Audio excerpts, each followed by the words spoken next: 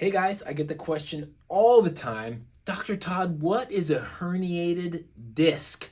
Okay, so we're going to talk about what a disc is in general, what a herniated disc is, why it happens, how to avoid it, but once it happens, what do we do about it and can we correct it? Okay, so first let's talk about what a disc is. A disc is like a wet leather washer that holds the bones apart. We hear very often, like I remember when I was in sixth grade, we heard everyone talking about the discs are shock absorbers. I remember seeing a video in sixth grade, way before I knew I was going to be a chiropractor, of kids on a teeter-totter, and they showed these stacks of coffee cups, and they showed them bouncing up and down on the teeter-totter, and they said the discs are shock absorbers. Let me tell you, discs are sometimes shock absorbers, but when they are, you're in big trouble, and here's why. The discs are not supposed to be absorbing shock. They're supposed to be transmitting force and allowing movement. What's supposed to absorb shock is the curve in your spine. You have three of them, one in your neck, one in your middle back, and one in your lower back. And when those curves are there, it flexes like this, like your knees bend and flex. If you were to go down 30 flights of stairs, if your knees can bend, that's normal. That's what it's supposed to happen. If your knees can't bend, you're going down 30 flights of stairs like that. You think you might have trouble in your knees at the end of those 30 flights? Probably so, right? So the discs don't absorb shock, the curve does. So that's why it's so important to maintain the curve, especially in your neck, but really your mid back and your low back are also very important. So let's take a look here at why. So here, the spinal cord is in a normal shape, this curved shape, but when we straighten it, it puts a strain and tension on the spinal cord, which is the most important part to chiropractors. We're really doctors of the nervous system, not doctors of joints or bones or discs. So, but that nervous system is critically supposed to be in that curved shape. But when we shift that forward, it puts a massive additional load on those joints, up to 200 times more pressure on those discs. They can't last that long. If I were to duct tape my arm like this and or put a cast on it for 10, 15, 20 years and can't move it at all, and then suddenly take the cast off, do you think that joint's going to move very well? It's probably not. So when we have subluxations or misalignments or abnormal loading, it puts all that pressure on those discs and they're going to degenerate. Okay, so let's look at another view of that. And the other thing with that spinal cord is this is the work of Dr. Alf Brigg, a very famous neurosurgeon. This was in 1978. He discovered this. When the curve is there, I don't know how well you can see this, but when the curve is in the spine, these nerve fibers through there, this is the spinal cord in cross section, they're relaxed, there's no tension. And the same thing is on the disc. When the curve is there, they're relaxed and there's no tension. When the neck goes straight and shifts forward, it increases the length on average by about 28%, and it stretches out that cord, at the same time compressing those discs, creating pathological or disease-causing tension in the body. So going back to our images here, so the disc, this is what this part right here is the disc. This is called the nucleus, and these fibers around here are called the annulus fibrosus. Okay, so that's just, annulus means ring and fibrosis means it's fibrous, tender tissue around there.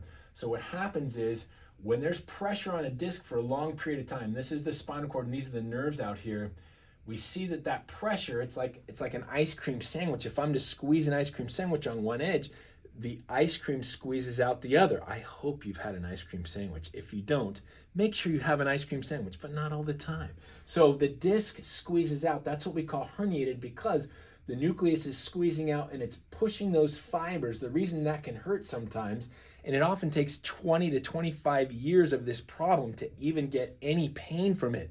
So take care of your spine way before this problem, but it can exert pressure on that nerve, and sometimes people feel pain there. Most of the time they'll feel pain down their arm, or if this is in the low back, down their leg, more than they do even in the low back. And they say, Doc, the problem's in my arm, it's not in my neck, but the cause is in the neck. And if we let this go too long, the disc will actually rupture. We can get a sequestrated fragment, or a piece that actually extrudes or pulls off of the disc itself. Nothing we ever want. Or looking at another view of that.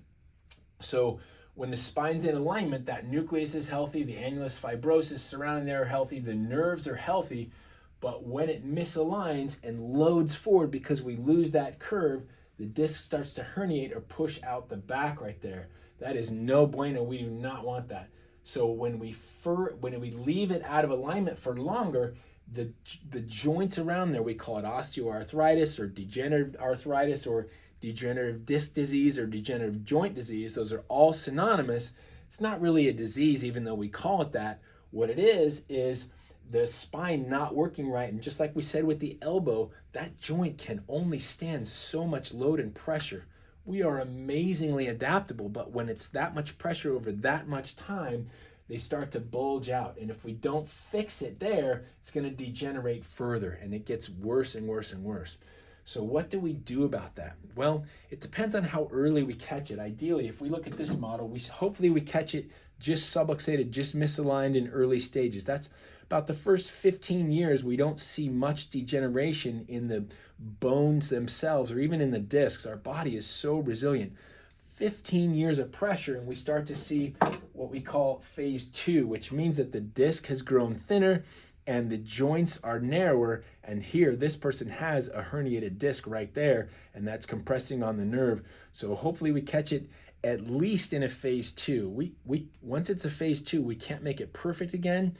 Although my colleagues are publishing a study right now on, we do the most proven system in the world of regenerating this alignment here and regenerating the discs. We are seeing consistent regeneration in some of these discs, but you got to do your work. You got to do your blocks. You got to do your exercises. You got to do your traction. But if we do that, we can see it regenerate some, but we're not seeing it go perfect. Once it's degenerated, the bones have changed shape. They've molded. They've become arthritic. We're not seeing it perfect, but we are seeing it improve.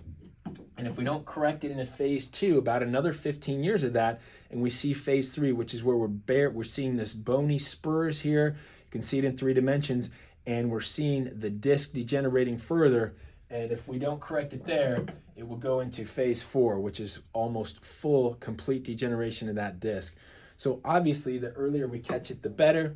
The ideal is that we check your kids, or if you're a child listening to this video, tell your parents, Mom, get me in, get me checked. Let's find out what their posture's like, because there's a saying in the Bible, if you bring them up in the way they should go, when they're older, they won't depart from it. So if we can grow their spine correctly and healthily, if you like adverbs, because that's how you're supposed to say it, if we can grow them correctly, then their posture is going to be normal and they're not going to have any of the same problems that you and your parents and your cousins and your friends have grown up with.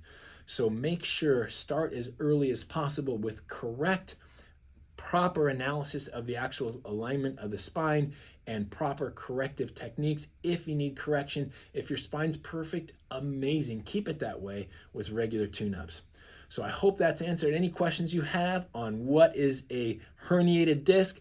Very, very, very important topic, and I do get that question a lot. If you do have any questions, let us know anytime. We're happy to answer them for you, and we appreciate you tuning in. Thanks so much.